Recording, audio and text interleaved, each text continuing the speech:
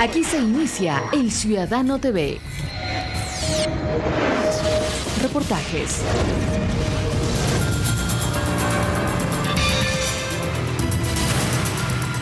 Noticias. Entrevistas. El Ciudadano TV es la imagen del gobierno de la Revolución Ciudadana. Bienvenidos.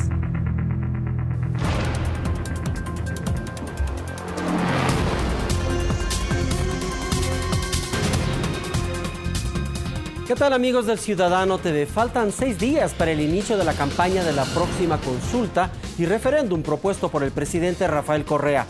Una vez que el Consejo Nacional Electoral definió el número de organizaciones políticas inscritas que podrán realizar proselitismo tanto por el sí como por el no.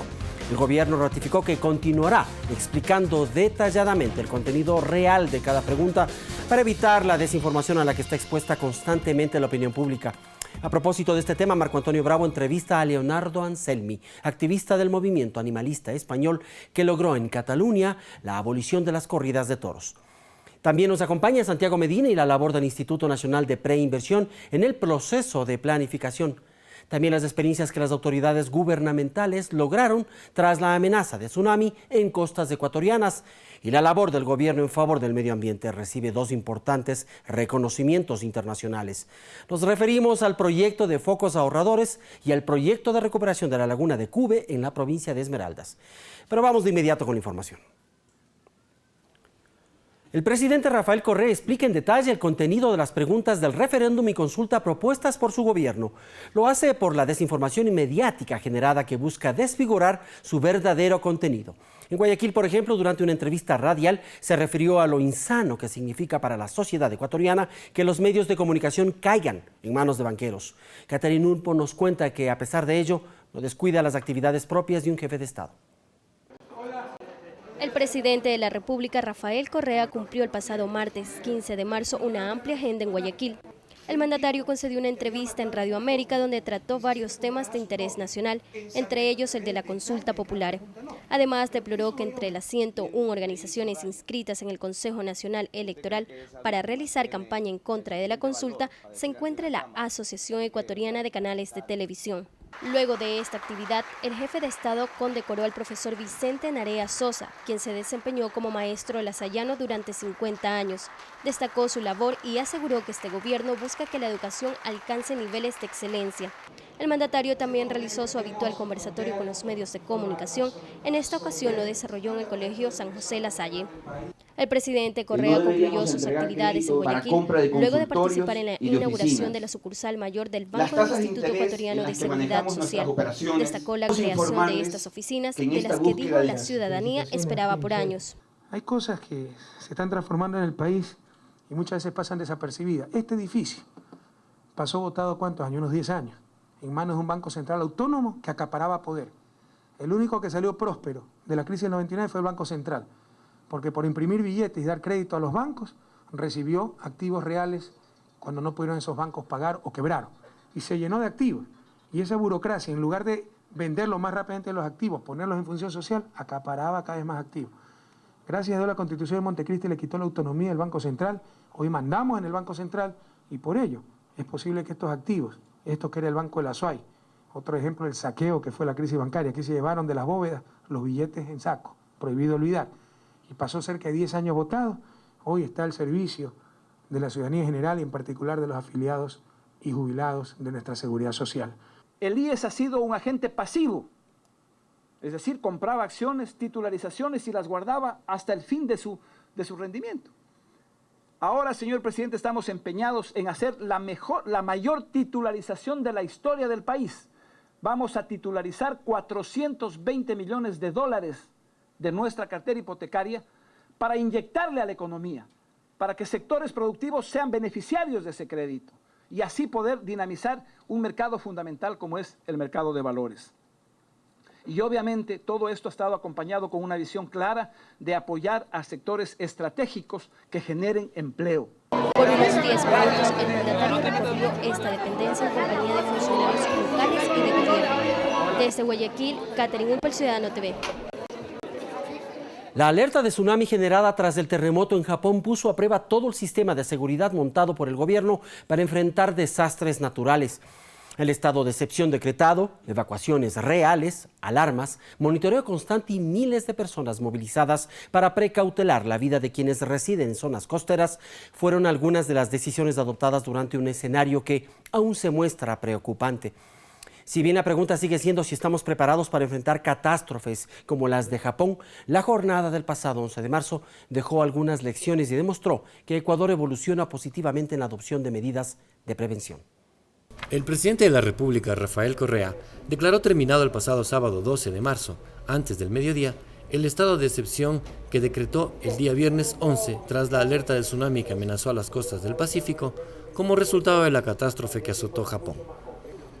Esta actividad fue la última de una serie de estrategias que el gobierno responsablemente tomó inmediatamente tras el suceso en Oriente. En efecto, el día viernes 11 de marzo, el jefe de Estado, junto a la Secretaria Nacional de Gestión de Riesgos, María del Pilar Cornejo, y su equipo de gobierno, decidieron declarar el estado de excepción y prender la alerta de tsunami antes de hacer base de operaciones en la ciudad de Guayaquil y desde ahí planificar las acciones a seguir, como monitorear los resultados del evento. Ok, comandante, mire, lo mejor es seguir conectado. Le paso con mi secretaria, pero cualquier novedad me avisa enseguida, no cerremos, sino que mantengamos la comunicación telefónica, ¿ok? El mandatario atendió a la prensa por 3 ocasiones, emitiendo información oportuna y en tiempo real sobre los acontecimientos. Confirmó, por ejemplo, la existencia de algunos daños en las Islas Galápagos y evaluó como positiva la actitud de los ecuatorianos durante la crisis. Gracias al pueblo ecuatoriano, gracias a la fuerza pública, gracias a las autoridades del gobierno, particularmente a los gobernadores. Tenemos el total de filo costero evacuado por autoridades. Estamos hablando de un total de 242.678 personas. Este evento deja lecciones a un país que ya cuenta con un contingente adecuado para enfrentar riesgos. Santiago Duque, El Ciudadano TV. Pero a pesar de la previsión, los daños materiales no pudieron evitarse. Cientos de embarcaciones pesqueras artesanales acoderadas en puertos pesqueros de la península de Santa Elena quedaron seriamente afectadas. Tras la evaluación de la magnitud de los daños, el gobierno adoptó acciones de apoyo para proteger las pequeñas economías locales. Andrés Reliche de la agencia Andes nos detalla. Un escenario de destrucción se observó en el puerto pesquero de Santa Rosa, en la provincia de Santa Elena, a consecuencia del fuerte oleaje derivado del tsunami que se registró en Japón el viernes pasado. Este oleaje golpeó fuertemente a este sector y fue golpeado en forma directa por las olas. Es así que alrededor de unas 500, 600 embarcaciones que estaban aquí, todas golpearon entre sí y se fueron contra las rocas. Una evaluación preliminar da cuenta de pérdidas millonarias. Las artes de pesca han desaparecido, que son los tipos de malla que ustedes ven ahí, los espineles también, y los motores fuera de borda. ¿Se estima ya o hay unos datos preliminares de cuántas lanchas? Sí, nosotros hasta lo que estamos anotando, estamos viendo ya que pasa sobre $1.000.000, más de $600.000. ¿Y cuántas lanchas? En las lanchas estamos hablando de unas 60, 80 embarcaciones totalmente destruidas, sin considerar las lanchas que están golpeadas, que todavía no sabemos, pero yo estoy sacando las notas que estamos sacando los reportes, ¿no? El particular fue informado al presidente Rafael Correa, quien instruyó se levante un registro de las pérdidas para, a través de un proyecto especial, restituir las embarcaciones destruidas. Estamos haciendo un inventario catastral ahí con la Cooperativa Pesquera Artesanal de Santa Rosa, con la FENACOPEN, con la Secretaría Nacional de Riego, para inmediatamente evaluar todos los daños de nuestros hermanos pescadores y llegar al señor presidente de la República de Ecuador para que, como él tiene un corazón humanitario y solidario como siempre, con todos los hermanos del país, y yo estoy seguro que nuestros hermanos pescadores van a ayudar. El impacto de la ola destruyó también el muelle de la Escuela Superior Naval en Salinas y los atracaderos del Yacht Club. Yacht Club de Salinas, que también recibió en forma directa el golpe de las olas. Sus atracaderos fueron afectados, 30 a 50 embarcaciones estuvieron al garete. Creo que 2 o 3 se hundieron. Con cámaras de Edgar Domínguez y Micaela Ayala, Andrés Reliche, Agencia de Noticias Andes. Ecuador fue el anfitrión de la Cumbre Internacional de Medio Ambiente, CIMA, la plataforma ambiental más importante de América Latina. Durante 4 días el encuentro analizó las iniciativas de conservación en las que Ecuador es pionero a nivel mundial. El mandatario ecuatoriano calificó de simples remiendos a los esfuerzos dispersos tras la adopción del Tratado de Kioto y exigió de las potencias que más consumen energía, justicia económica y climática. El presidente de la República, Rafael Correa, participó esta semana de la Cumbre Internacional de Medio Ambiente CIMA, que se desarrolló en la ciudad de Guayaquil. El objetivo del evento es posicionar al Ecuador en temas ambientales y como generador de conciencia acerca de la importancia de crear negocios sostenibles. El primer mandatario destacó que Ecuador ha sido uno de los pioneros en proponer sistemas de conservación ambiental, como es la propuesta Yasuní ITT, la cual plantea la ambiciosa meta de dejar bajo tierra un 20% total de las reservas de petróleo que se hallan en una de las áreas más diversas del planeta, en base a una compensación internacional. Ya que al dejar el petróleo bajo tierra, omitir nuestro derecho a sacar el petróleo, renunciar a ese derecho, también evitamos lanzar a la atmósfera más de 400 millones de toneladas de CO2. Como manifestó nuestro querido amigo Miguel de Escoto, en ese momento presidente de la Asamblea General de las Naciones Unidas, la iniciativa Yasuní ITT es la propuesta más concreta de la historia para bajar de la retórica a los hechos en cuanto a la lucha contra el cambio climático. Las ganancias que nos daría ese campo en valor presente a los actuales precios actuales superarían los 7 billones de dólares. 7.000 millones de dólares que bien necesita un país como Ecuador para su desarrollo, para sus carreteras, para sus hidroeléctricas, para sus colegios, para sus hospitales. Estamos dispuestos a renunciar a gran parte de ese dinero, pero no estamos dispuestos a ser tontos útiles de nadie. Así que exigimos corresponsabilidad de la comunidad internacional bajo un concepto perfectamente lógico, claro, como es el de emisiones netas evitadas. Otra propuesta es la posibilidad de instaurar un impuesto a las exportaciones petroleras. La tercera cumbre de presidentes de la OPEP en Riad, Arabia Saudita, en noviembre de 2007, cuando el país, después que en los años 90 se retiró unilateralmente de la OPEP, cuando el país regresa a la OPEP, Ecuador planteó, entre otros, en esa cumbre, la aplicación de un impuesto a las exportaciones petroleras, aplicando un impuesto, como lo propusimos en Riad, a las emisiones de dióxido de carbono en la fuente de esas emisiones, es decir, las exportaciones de petróleo, se lograrían aspectos de justicia económica, ya que los países importadores gravan la importación de petróleo en perjuicio de los exportadores. Pero sobre todo, se lograría justicia climática, al lograr que los consumidores de petróleo paguen más por las emisiones que van a producir. El presidente Correa explicó que los incentivos propuestos en iniciativas como la de Kioto han sido insuficientes, pues por ejemplo en el tema de reforestación, el sistema premiaba a los países que reforestaban, pero impedía compensar a los países que no habían deforestado y cuyos bosques ya estaban contribuyendo al almacenamiento de carbono. Si se amplían los incentivos de Kioto hacia las emisiones netas evitadas,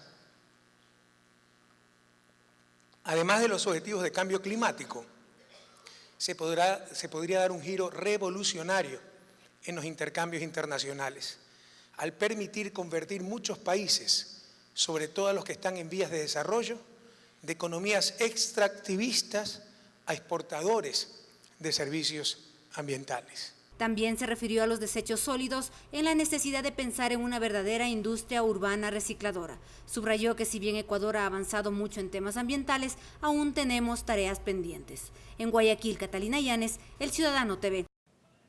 Radio Nacional del Ecuador en su frecuencia 600 AM Guayaquil nos retransmite. También las 5 frecuencias de Radio Pública, 100.9 Quito, 105.3 Guayaquil, Cuenca 88.9, Manabí 88.1 y Macas 88.5 en frecuencia modulada. En Riobamba TVS Canal 13, en Manabí Capital TV canales 24 y 28 y Televisión Manabita Canal 30 en Manta y Portoviejo. Es tiempo de nuestra primera pausa y luego Marco Antonio Bravo conversa con Leonardo Anselmi, activista del movimiento animalista español que logró en Cataluña la abolición de las corridas de toros hace apenas 6 meses. Todo está al regresar.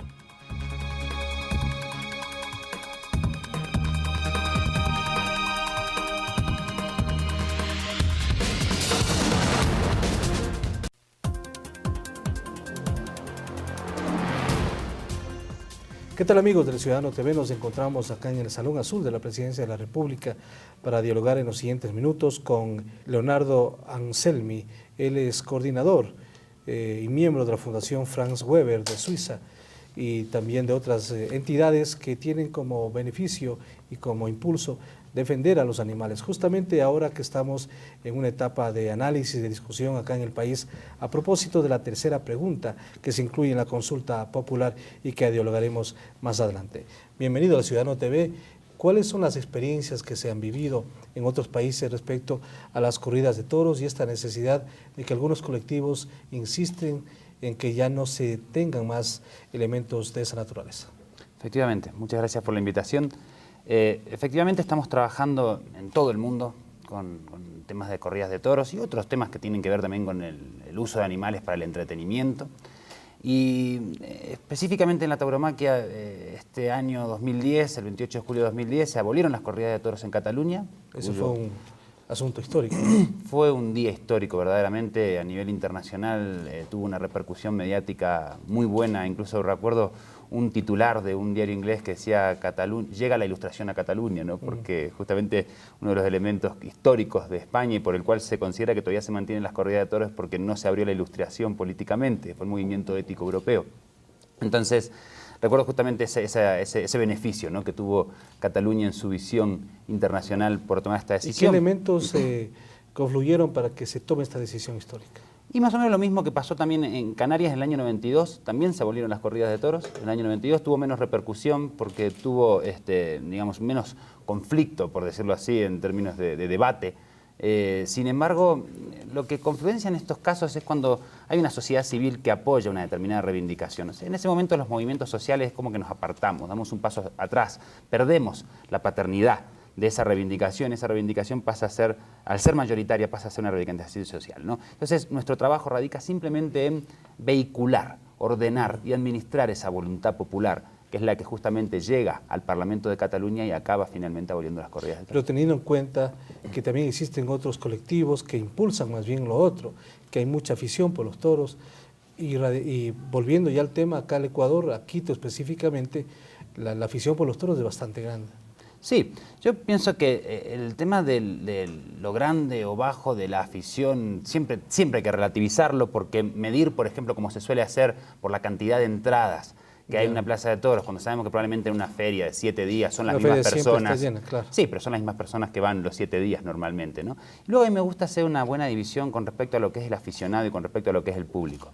El aficionado es una persona que respeto profundamente. El aficionado es aquella persona que entiende lo que está pasando, que respeta la liturgia, es aquel que se opone a la reforma incluso de la corrida de toros, que dicen que sin la muerte del animal no hay liturgia taurina, y yo coincido bastante. Como el fútbol sin el gol. Más o menos. Más o menos así lo Más o menos podría ser. Yo en ese sentido coincido bastante y pienso que si alguien dice lo contrario no está siendo leal a aquello que supuestamente está defendiendo. Pero hay la mayor parte de la gente que va a una plaza de toros es lo que yo llamo público. Son personas que ni saben cuándo tienen que aplaudir, ni saben cuándo tienen que sacar los pañuelos, ¿no? Muchos antitaurinos que hemos leído mucho sobre tauromaquia sabemos bastante más que ellos de la tauromaquia. Entonces, para este tipo de gente realmente, que son la gran mayoría, que no soy el aficionado ortodoxo, este tipo de gente realmente perder la corrida de toros no significa ningún problema, ¿no? Es más un evento social que podrían hacerlo en un cine o en un teatro, y no necesariamente tiene que haber la muerte de un animal, la tortura de un animal de por medio.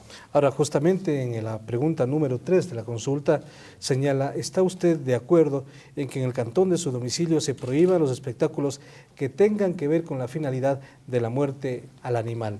Esta es la pregunta concreta en la cual el pueblo ecuatoriano en el mes de mayo tendrá que acudir a las urnas y decir sí o no. Efectivamente, nosotros, por supuesto, pedimos el sí. El movimiento animalista no solamente de Ecuador, gente con la que he estado reunido durante estos días, sino también el movimiento animalista internacional, compuesto por muchísimos millones de personas, está pidiendo al pueblo ecuatoriano que apueste por el sí, que apueste por la compasión. Este tema es fundamental entenderlo. No se van a prohibir las corridas de toros en el Ecuador si gana el sí. Lo que se va a prohibir, o sea, se va a hacer alguna reforma para que no se incluya la muerte del animal. Es un punto con el que yo estoy radicalmente en desacuerdo. Yo creo que la reforma no va a contentar ni a taurinos ni a abolicionistas. La reforma justamente no va a contentar a nadie. Le vamos a quitar la cultura, la parte tradicional y cultural a la corrida, pero paralelamente también vamos a seguir generando un maltrato del animal porque hay mucha desinformación con respecto a lo que es la corrida incruenta. La corrida incruenta además acaba con la muerte del animal. En Portugal se mata el animal, pero se lo mata en la trastienda.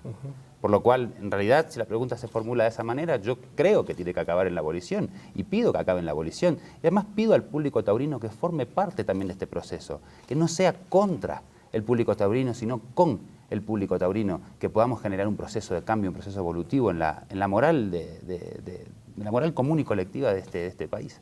Ahora, esto es importante determinar la diferencia que existe entonces en las corridas allá en Portugal, digamos, a diferencia de las corridas normales que se dan en otras latitudes. Efectivamente, yo incluso he llegado a considerar, y casi todavía sigo considerando, que la corrida a la portuguesa puede llegar a ser hasta más cruel que la corrida a la española. Lo que pasa es que el elemento de muerte, que es un elemento importante, la muerte no es una anécdota, y eso hay que tenerlo muy en cuenta. La muerte no es una anécdota. Cualquiera de nosotros defendería... ¿Eso no solamente es una frase? No solamente es una frase, efectivamente. Cualquiera de nosotros, con tal de no morir, perdería una pierna, por ejemplo, ¿no es cierto? Para defendernos y evitar la muerte, haríamos cosas que pondrían en riesgo nuestra integridad física, pero para evitar la muerte. Y un animal en ese sentido desea vivir tanto como lo deseamos nosotros, por lo cual no puede ser un dilema, ¿no? que tengamos que plantearnos. Creo sí que plantear un proceso evolutivo en la social moral de una determinada sociedad plantea determinados retos. En ese sentido, todos tienen que formar parte de ese reto, inclusive el sector que cree que está siendo afectado, porque nosotros lo que estamos sugiriendo también es que haya una reconversión profunda del sector, muy profunda. Están hablando de perder el toro de Lidia. Estamos hablando de temas culturales, básicamente. Sí. No necesariamente con gente que estaría involucrada con la tauromaquia. Efectivamente. Gente aficionada a los toros. Efectivamente. Todos los agentes de la cultura, del arte, incluso también la gente aficionada a los toros, la gente que es contraria a las corridas de toros, todos tienen que formar parte de este cambio. No tiene que ser en contra de nadie. Tiene que ser a favor de la evolución. A medida los pueblos hemos podido recoger nuevas virtudes a medida que hemos dejado de lado ciertos lastres. Es imposible, tenemos una capacidad limitada de absorber elementos culturales. Por lo cual podemos absorber elementos nuevos que yo creo que tienen una riqueza moral muy amplia y dejar a aquellos que ya son más criticables según la moral de nuestra época. Así como hay grupos que se oponen a las corridas de toros y por supuesto a la muerte del animal, existen también grupos en donde al niño ya lo llevan desde los primeros años para que asista a las corridas de toros y sea un aficionado y sea un hombre que le interese y que le guste la tauromaquia. Cierto, y me alegro que verdaderamente me haga esta reflexión porque se está hablando mucho de la libertad individual y que se va a coartar la libertad individual por el hecho de que se deje de permitir un determinado espectáculo. Insisto con este término, se deja de permitir, no es que se va a prohibir, se deja de permitir porque esto no se permite con otros animales. Entonces hay una excepción, por decirlo así, en la corrida de toros. Entonces vamos a dejar de permitirlas. Yo creo que en este sentido, Schopenhauer decía una frase que es: todos somos libres de hacer lo que queremos, pero no de querer lo que queremos. Por lo cual yo me pregunto hasta qué punto todas aquellas personas que son taurinas han sido libres de ser taurinas. La verdad, la cultura... Es decir, ¿les han inducido, les han conducido para que justamente sean aficionados? Sí, efectivamente. Yo he estado en muchas plazas de toros, he ido a grabar, he ido a entender exactamente qué se trataba todo esto. Y he visto niños muy pequeñitos llorando por lo que estaban viendo, pero sé que esos niños a la tercera, cuarta, quinta vez que vayan ya dejan de llorar.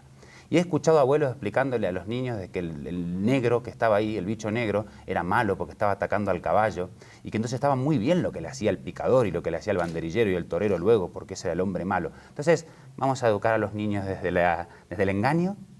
Yo siempre me hago preguntas, hay muchos taurinos que no me han sabido responder. ¿Por qué, por ejemplo, cuando el toro le pega al caballo, el caballo no relincha? Si los caballos relinchan cuando se les pega. ¿Por qué? Porque tiene las cuerdas vocales cortadas, porque nada enturbie ese ambiente que hay en el momento de la corrida. ¿O por qué el caballo, en vez de ir hacia el otro lado que lo está golpeando el toro, va siempre hacia el lado del toro? ¿Qué le pasa a ese caballo? Justamente del otro lado hay un arpón que está induciendo el caballo, prefiere el toro que el arpón. Entonces, en este sentido, yo creo que ¿cuándo suena el paso doble? Suena cuando hay bramidos, para que tampoco nada enturbie esto. Los bramidos son insoportables. Yo he visto vídeos de escuelas de tauromaquia donde hay bramidos y ahí sí que no hay paso doble porque no es necesario, y es verdaderamente insoportable. Y le voy a decir una cosa, ningún taurino actual soportaría ver una corrida de hace 50, 60 años donde se destripaban 10 o 12 caballos por tarde. Entonces, todo se ha ido reformando. Y ahora la corrida de toros necesita la última reforma, y la última reforma es la abolición. ¿Solamente la abolición? Solamente ¿No la la prohibición del momento, del clímax, es decir, la muerte del animal? Es la abolición. La última reforma es la abolición. Como les voy a decir, cualquier taurino que acepte la reforma no está defendiendo ni un arte, ni una cultura, ni está defendiendo una tradición. Está defendiendo la continuidad de un evento social. Su trabajo en otros países, ¿cómo lo realiza? Especialmente en algunos países latinoamericanos que tienen fuerte tradición, como México, Colombia y por supuesto Ecuador, en donde Quito, Riobamba, también Yambato son ciudades en donde tienen las corridas de toros y las ferias como un elemento sustancial de sus festividades. Efectivamente, y también Perú, y también Venezuela, especialmente en Europa tenemos Portugal, España y el sur de Francia, una pequeña región de Francia. Son los 8 países taurinos de los 226 países que hay en el mundo, de los cuales apenas se considera que el país que más nivel de afición alta tiene es de un 8 o 9%, por lo cual estamos hablando que en la cantidad de seres humanos que somos en el mundo, la cantidad que son aficionados es muy, pero que muy baja. Y yo personalmente, que pienso en la globalidad, creo que el mundo será un poquito mejor para todos a medida que vayamos eliminando elementos de la violencia. Por eso, como esta consulta que se está haciendo en Ecuador está relacionada a la violencia, creo que entra muy bien la pregunta sobre las corridas de toros. Finalmente, tú eres argentino, rosarino, sí, que hay que enfatizar eso, sí, pero vives en España. En Barcelona. En Barcelona. ¿Cuál es la experiencia en Argentina, digamos, de las corridas de toros? Se abolió con la primera Constitución. Ya. Sí, efectivamente. Todos los países latinoamericanos que no tienen corrida de toros las tienen abolidas. Correcto. Muchas gracias por tu presencia aquí en el Ciudadano TV. Muchísimas gracias a ustedes y nuevamente repetir a la gente que por favor vote por el sí en la pregunta número 3. Muy bien, gracias a Leonardo Anselmi. Él es uno de los promotores a nivel internacional de la defensa hacia los animales, para que no sufran, especialmente en las corridas de toros. Hacemos una pausa aquí en el Ciudadano TV y regresamos con más información.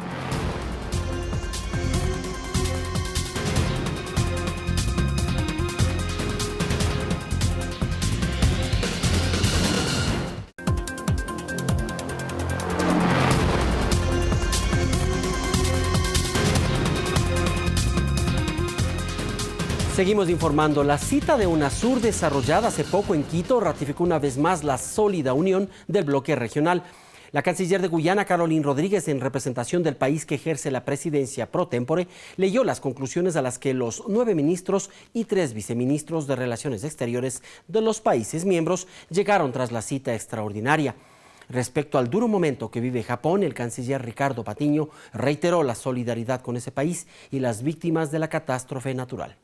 El presidente de la República, Rafael Correa, ratificó su liderazgo en la reciente cita extraordinaria de la Unión de Naciones Suramericanas, UNASUR, que se realizó en Quito. Es un gran logro realmente de la presidencia pro tempore cuando la ejerció Ecuador, que le deja como herencia a Guyana. Agradecemos que Ecuador, su canciller, el presidente del Ecuador, haya impulsado para que los países puedan ratificar en sus respectivos congresos y hoy se pueda cumplir este sueño en Ecuador, en la mitad del mundo. En la reunión del organismo, los cancilleres de los países miembros llegaron a un acuerdo para que Colombia y Venezuela ocupen alternativamente durante 2 años su secretaría, lo cual representa el interés común del bloque más allá de las diferencias ideológicas y políticas de sus miembros. Lo que hemos acordado es que el presidente de Guyana, como secretario pro tempore de UNASUR, le enviará una nota a los presidentes comentándole lo que hemos acordado el día de hoy, y los presidentes responderán de aquí a 2 semanas que están de acuerdo con la decisión que el Consejo de Ministros les está recomendando, y ahí yo creo que haríamos una reunión de cancilleres para la posición del secretario general. Esos mecanismos han demostrado que UNASUR tiene capacidad de trabajar de manera unitaria en medio de la diversidad. Y eso es una gran capacidad política que Sudamérica está demostrando de manera permanente y recurrente. La ex canciller colombiana María Emma Mejía y Ali Rodríguez, también exministro de Exteriores y uno de los colaboradores más cercanos y experimentados del presidente Hugo Chávez, se alternarán en la secretaría durante 2 años. La decisión tomada por consenso debe ser ratificada ahora por los presidentes de los 12 países. En el marco de este encuentro, el mandatario ecuatoriano, en compañía de los cancilleres, realizó la colocación de la primera piedra de lo que será el edificio de este organismo regional. Con imágenes de Cristóbal Hidalgo, Alejandro Álvarez Tapia, El Ciudadano TV. Medios de comunicación internacionales especializados reconocen los esfuerzos del Ecuador para contribuir en la mitigación de los efectos del cambio climático. La revista internacional Energy Risk, que publica anualmente las iniciativas más interesantes e innovadoras en el mercado de bonos de carbono, reconoció el aporte del proyecto de focos ahorradores que el gobierno del Ecuador lleva a cabo. Se calcula que son 400 millones de toneladas de carbono las que podrán reducirse. El proyecto de sustitución de focos incandescentes por los ahorradores que lleva adelante el Ecuador fue reconocido por la revista internacional Energy Risk como la iniciativa más interesante e innovadora del año 2010 en la reducción de CO2 a la atmósfera. El proyecto fue registrado como de Mecanismo de Desarrollo Limpio por el Convenio Marco para Cambio Climático de las Naciones Unidas en enero pasado. La ministra coordinadora de Patrimonio, María Fernanda Espinosa, destacó que el país es el primero en realizar programas internos de mitigación dentro del proceso para tener mayor eficiencia energética y por tanto coadyuvar a la reducción de la contaminación. Este proyecto busca reducir el consumo de electricidad a través de la instalación de focos ahorradores en hogares de escasos recursos. De esta forma se evita la emisión a la atmósfera de combustibles fósiles por reducción de uso de generadoras termoeléctricas de energía. Alejandro Álvarez Tapia, El Ciudadano TV. Ecuador tendrá 85.000 hectáreas de cuencas hidrográficas reforestadas hasta el 2013. Esto como parte del compromiso del Gobierno Nacional por proteger el medio ambiente y minimizar los riesgos de desastres naturales producto de la deforestación. Yoconda Lor nos cuenta cómo avanza este proceso. A marzo del 2011, 18.000 hectáreas de terreno en las 9 cuencas hidrográficas del país han sido reforestadas, entre ellas Pata de Pájaro y Mineral, que son las 2 grandes cuencas que alimentan a la represa Poza Honda en la provincia de Manabí. Vamos a reforestar 4.900 hectáreas en la provincia de Manabí. El proyecto se enmarca en 2 ejes, la reforestación protectiva, que se la hace mayoritariamente con caña guadúa o chíparo, y la productiva, que se la hace con especies frutales de la zona, que pueden ser comercializadas, y en algunos casos con caoba. Y recuperando eso, estamos recuperando nuestro gran recurso hídrico que cada día, si no nos empoderamos, si no lo cuidamos, nos vamos a quedar a futuro sin agua. Moradores de las comunidades ubicadas en las riberas de los ríos reforestados se muestran agradecidos con la gestión y suman su apoyo. Lo que saben sacar como quiera madera, lo que quieren es cortar nomás. Y debe reforestar, si cortan 1 o 2 sembrar nuevamente. Ya no hay ni ave, porque las aves se van porque ya no tienen dónde hacer su nido. Si no hay árboles, estaremos perdidos. Sería una zona, digamos, desierta. Con 116.000 millones de dólares, el gobierno nacional espera reforestar hasta el 2013 85.000 hectáreas de cuencas hidrográficas a nivel nacional. Sin embargo, gracias al empoderamiento de comunidades de la zona, con el mismo presupuesto, se podría alcanzar hasta 100.000 o 110.000 hectáreas. Una de las propuestas de los campesinos es crear un marco legal que penalice la deforestación indiscriminada de las cuencas y obligue a quienes cortan la madera a reforestar. Desde Poza Honda, en la provincia de Manabí, Yoconda Lor, El Ciudadano TV. El pésimo sistema de desechos sólidos y la falta de tratamiento adecuado es un problema mundial que empieza a pasarnos factura. El gobierno, preocupado por los daños ambientales que esto genera, emprende una campaña para comprometer a los municipios con el buen manejo de desechos y a concienciar a los ciudadanos a ser parte de la solución. ¿Sabe usted cuánto demora en desintegrarse la basura que botamos en el suelo? Escuche esto. Una hoja de papel, de 3 semanas a 2 meses. Un filtro de cigarrillo, de 1 a 2 años. Un chicle, alrededor de 5 años, una lata hasta 100 años, una funda plástica 200 años, una botella de plástico 500 años y una pila 1000 años.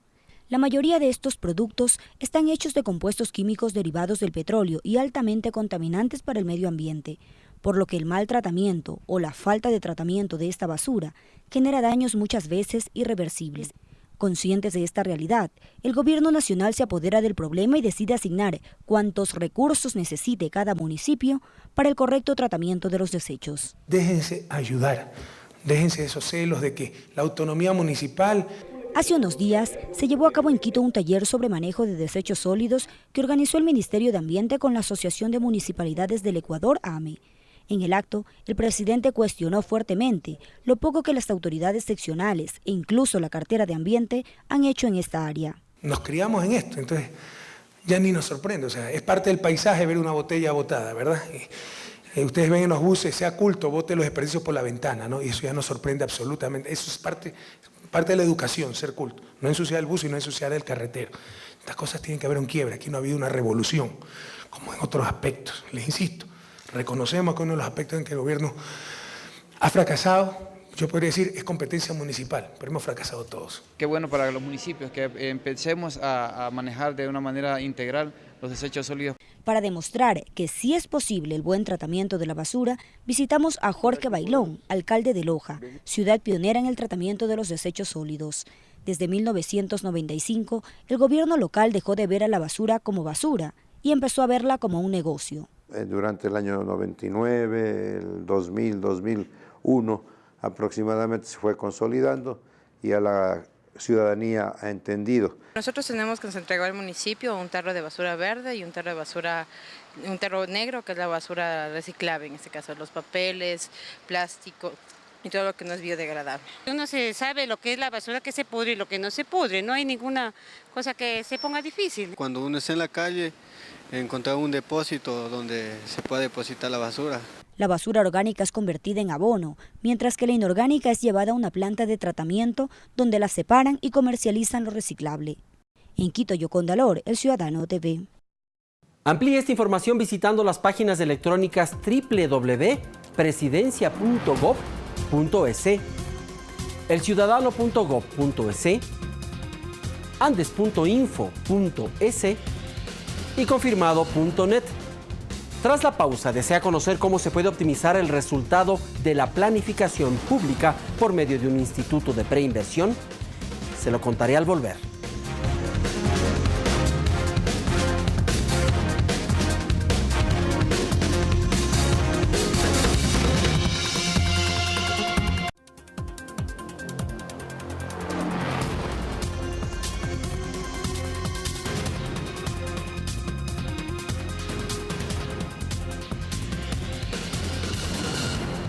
Seguimos informando aquí en El Ciudadano TV. Santiago Medina, director ejecutivo del Instituto Nacional de Preinversión, me acompaña.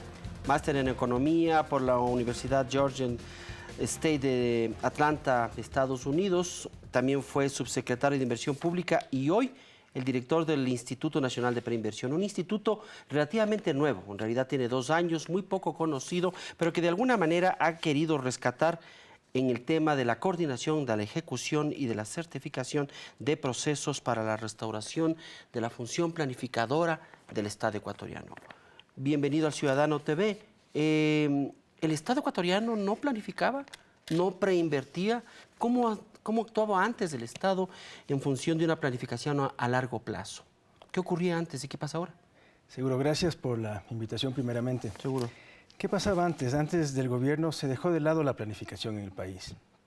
Entonces, desde que empezó el gobierno, se retomó la planificación a través de la Secretaría Nacional de Planificación y Desarrollo y se tomó la preinversión.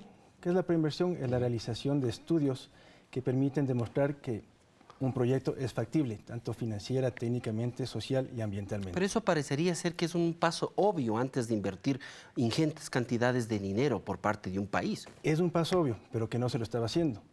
Eso se dejó para que en el sector público los ministerios también lo hagan sin una planificación adecuada y sobre todo sin un norte a dónde llegar. En este momento tenemos el Plan Nacional de Desarrollo, es el norte, los objetivos del plan son a dónde estamos apuntando y los proyectos tienen ya una lógica a dónde tienen que llegar. ¿Cuál es la lógica que está justamente actuando ahora? La lógica que está actuando es tenemos dentro del Plan Nacional de Desarrollo la estrategia de desarrollo endógeno. ¿Qué quiere hacer esta estrategia? Busca cambiar la economía del país de ser una primaria extractivista dedicada a la actividad agrícola y a la explotación de petróleo a llegar en el largo plazo a ser una economía de servicios que tenga valor agregado y tecnología. ¿Cómo se logra esto? A través del impulso a industrias nacientes y como eje central la inversión pública y la preinversión que permitan agregar valor en los sectores productivos. Ya. ¿Y eso cómo le beneficia al ciudadano común? ¿Cómo le beneficia al ciudadano común? Porque tenemos inversión pública necesaria que antes no había y que ahora se está trabajando. infraestructura de comunicaciones, carreteras, servicios públicos, que tienen que ser bien hechos siempre y cuando los estudios de los proyectos sean bien hechos. ¿Ustedes han priorizado las áreas de acción? Sí. ¿Qué áreas? El instituto trabaja en sectores estratégicos principalmente, es decir, minería, hidrocarburos, energía renovable y electricidad, agua y el sector manufacturero e industrial. ¿Cuál es el mecanismo de acción? Por ejemplo, una institución pública, un organismo seccional o una mancomunidad que esté interesado en un proyecto, ¿tiene la posibilidad de tener acceso a un instituto como el de ustedes? Sí. ¿Cómo trabajamos nosotros? Nosotros siempre hacemos estudios para un beneficiario en el sector público. Los ministerios por lo general son nuestros beneficiarios, entonces todo proyecto es para la ejecución de ellos. Acordémonos que hacemos estudios, entonces se terminan los estudios y pasan a la fase de ejecución y construcción de las obras.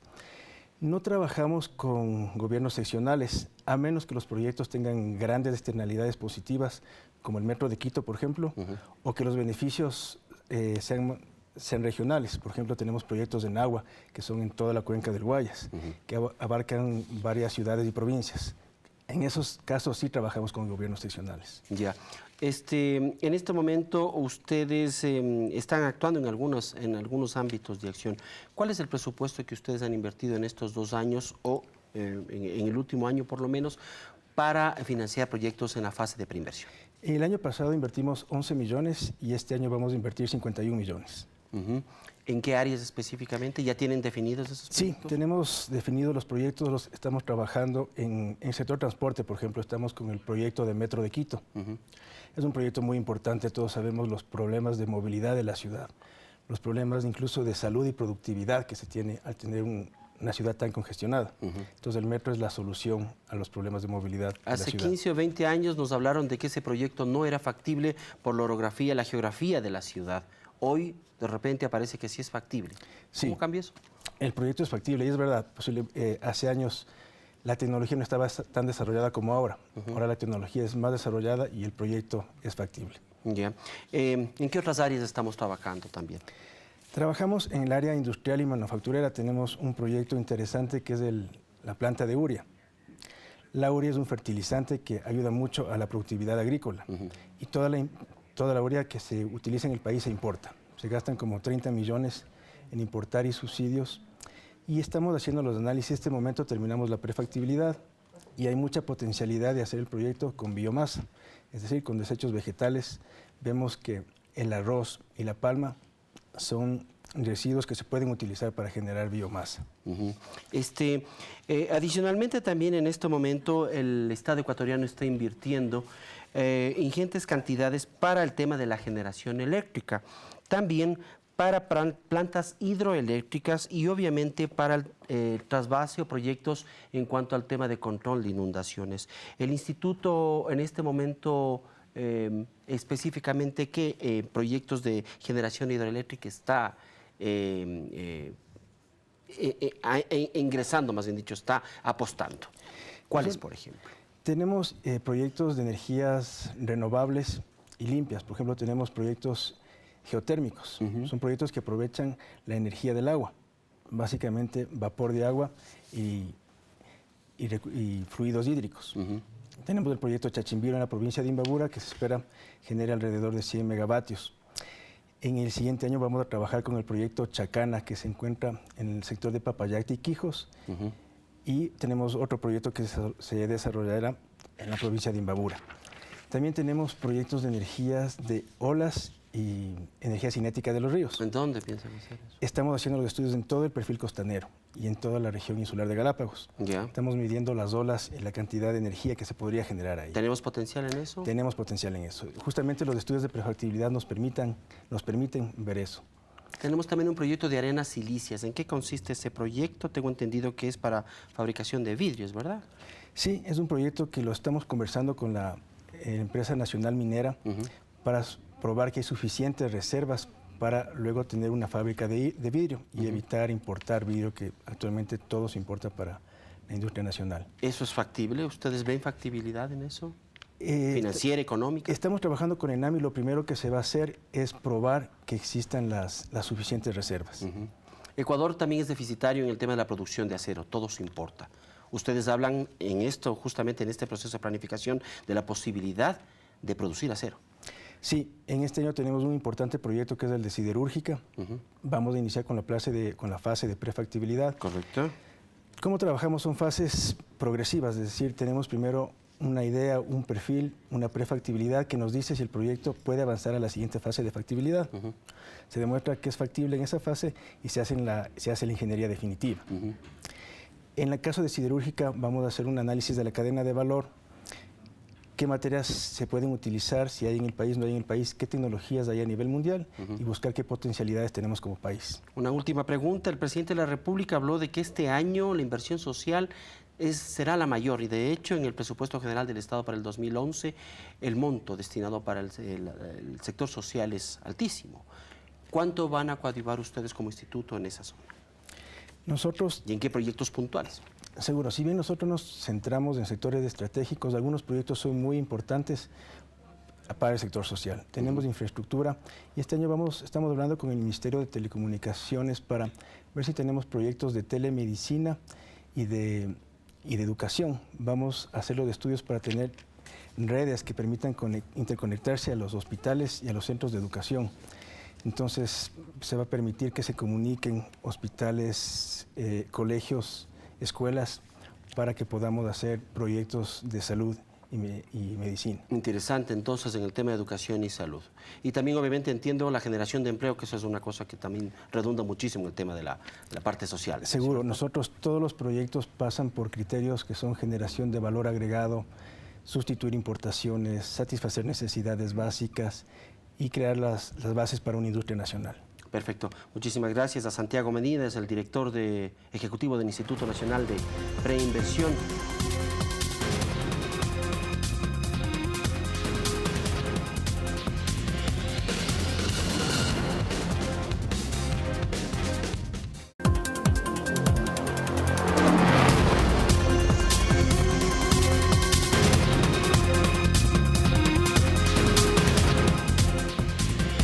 Avanza el proyecto de repoblación ovina para la Sierra Central. Con el arribo de varios embarques de ovejas procedentes de Uruguay, los campesinos de las provincias de Cotopaxi, Chimborazo y Tungurahua adquirieron los ovinos para la reproducción. Cerca de 200 familias se beneficiarán del proyecto que contempla asistencia técnica y acompañamiento durante 5 años. Catalina Llanes cuenta el número de cabezas de ganado adquiridas y desde cuándo se beneficiarán el resto de provincias de la Sierra. En el mes de febrero, arribaron al Ecuador 2 embarques de ovinos que son parte del acuerdo que Ecuador firmó con Uruguay para el desarrollo de un proyecto de beneficio para pequeños y medianos agricultores de la Sierra Centro. Del proyecto serán beneficiados varios campesinos de las provincias de Cotopaxi, Chimborazo y Tungurahua, quienes se asociaron y con un crédito de $5.000 que les otorga el Banco Nacional de Fomento, adquieren los ovinos para reproducción. Nos apoya el banco con 2 años de gracia, hasta usted sabe que hasta producir los animales, hasta que haya pie de cría. Entonces hemos tratado de hacer un instructivo para poder apoyar a los pequeños productores. Cerca de 200 familias son las beneficiadas de este programa e incluso ya tienen proyectos de crecimiento productivo. Es un proyecto ya trazado, un proyecto grande. Queremos procesar la lana y también queremos tener un faenamiento de carne, todo eso, este proceso. Queremos crear una empresa para el sector indígena y manejado por los indígenas, porque ya hemos sido capacitados para manejar esa empresa y también para crear los ovinos. Este tipo de ovejas importadas producen mayor cantidad de carne y lana por unidad, con lo que se incrementará la productividad y permitirá mejorar la calidad de vida de los beneficiarios. Para garantizar la efectividad del proyecto, el gobierno aportará con asistencia técnica por un periodo de 5 años. El programa piloto contempla la entrega de 20 hembras y un macho reproductor por familia. El proyecto tiene un costo de $1.5 millones. En Quito, Catalina Llanes, El Ciudadano TV. Antes de culminar, saludamos la presencia de un nuevo esfuerzo periodístico de la Secretaría de Comunicación. Se trata del Ciudadano Radio, un programa diario de lunes a viernes que se transmite por Radio Universal 95.3 FM en Quito, en el horario de las 17 a las 18 horas. Con este nuevo espacio se completa todo el Sistema Nacional de Información Oficial del Ciudadano que brinda a la ciudadanía, es decir, a usted, la más completa información de las actividades que el gobierno realiza en favor de sus mandantes y a través de todos los sistemas de comunicación existentes al momento en el mundo. Sintonícenos. También no se olvide de ver la retransmisión de este programa por CN Plus hoy a las 14 horas y a las 11 de la noche por Teleandina. Pásela bien.